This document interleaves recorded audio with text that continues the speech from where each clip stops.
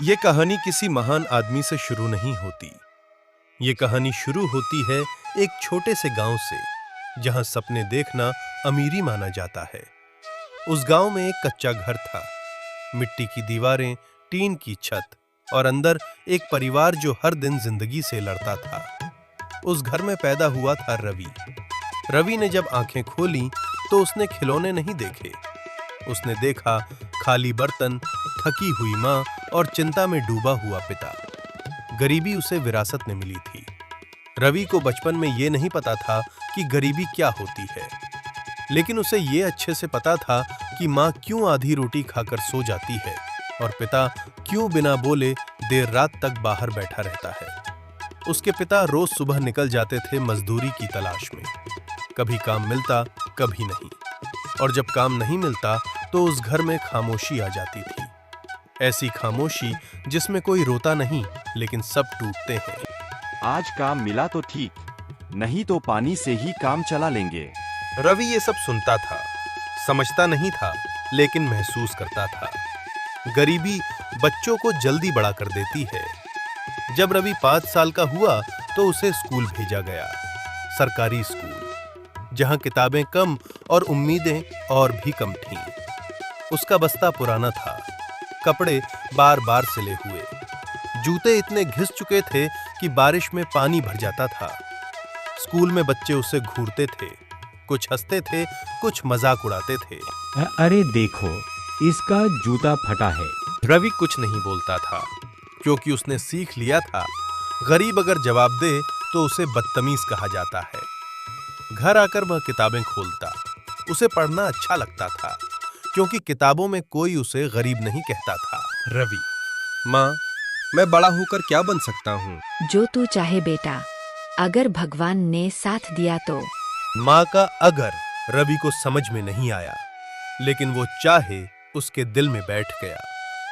समय बीतता गया, रवि बड़ा होने लगा और उसके साथ जिम्मेदारियां भी बड़ी होने लगीं। पिता की कमर अब पहले जैसी नहीं रही, काम कम मिलने लगा, घर की हालत और खराब होने लगी। एक दिन स्कूल से लौटते वक्त रवि ने देखा कि उसके पिता सड़क किनारे बैठे हैं, हाथ खाली, आंखें खाली। रवि, बाबूजी, काम नहीं मिला? आज छुट्टी समझ ले बेटा। लेकिन वो छुट्टी नहीं थी, वो गरीबी का एक और दिन था। उसी रात घर में सिर्फ 2 रोटियां बनी। 3 लोग।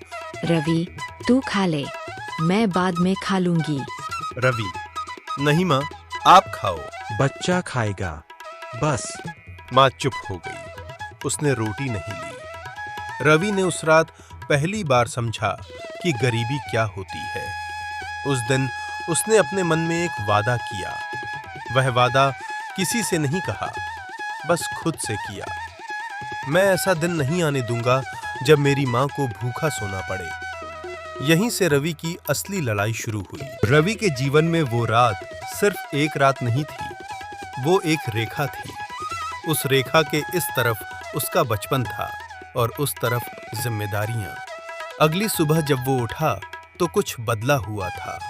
घर वही था, गरीबी वही थी, लेकिन रवि वही नहीं था। अब वो सिर्फ बच्चा नहीं था, अब वो सोचने लगा था। स्कूल जाना अब पहले जैसा आसान नहीं रहा। पढ़ाई के साथ साथ घर की हालत भी उसके कंधों पर बैठने लगी। कभी माँ बीमार पड़ जाती, कभी पिता को काम नहीं मिलता और कभी दोनों। गरीबी किसी को एक साथ सांस लेने नहीं देती। रवि स्कूल में बैठा होता, लेकिन उसका मन घर में होता। क्लास में मास्टर सवाल पूछते और रवि खिड़की के बाहर देखता रहता। मास्टर, रवि, सवाल का जवाब दो। रवि, जी सर, माफ कीजिए सर। मास्टर, थोड़ा सख्त, ध्यान पढ़ाई में लगाओ, यही तुम्हें आगे ले जाएगी। रवि के मन में ये बात बैठ गई, पढ़ाई ही आगे ले जाएगी।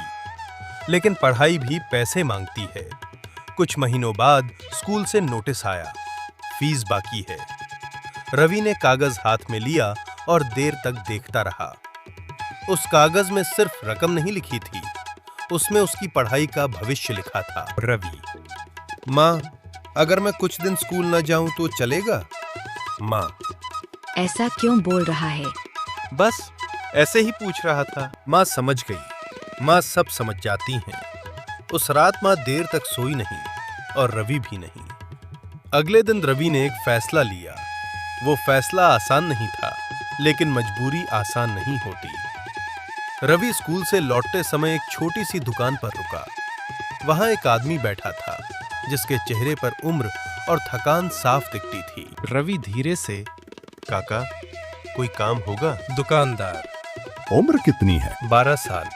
दुकानदार, थोड़ा रुक कर पढ़ाई करता है? हाँ, लेकिन काम भी कर सकता हूँ। उस दिन रवि को पहला काम मिला। काम छोटा था, लेकिन जिम्मेदारी बड़ी थी। दुकान साफ करना, सामान जमाना, ग्राहकों के लिए पानी लाना। शाम को जब वह घर लौटा तो हाथ में कुछ सिक्के थे। बहुत ज्यादा नहीं, लेकिन उसके लिए बहुत बड़े थे। रवि माँ को पैसे देते हुए, माँ आज मैंने कमाया है। माँ घबरा कर, तू काम क्यों करने लगा? पढ़ाई का क्या होगा?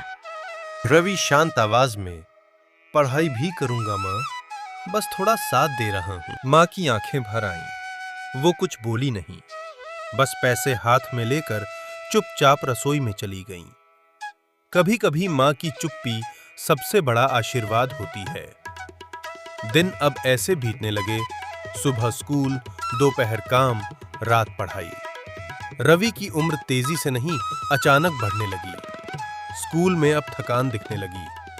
आंखों के नीचे काले घेरे, क्लास में झपकती पलकें। दोस्त इतना क्यों थका रहता है? रवि हल्की मुस्कान, नींद से ज्यादा कुछ जरूरी काम है। कुछ लोग मजाक उड़ाते थे, कुछ सहानुभूति दिखाते थे, लेकिन ज्यादातर खुद में व्यस्त थे। गरीब की कहानी सब सुनते हैं, लेकिन कोई रुकता नहीं। फिर एक दिन स्कूल में परिणाम आया। रवि पास हो गया।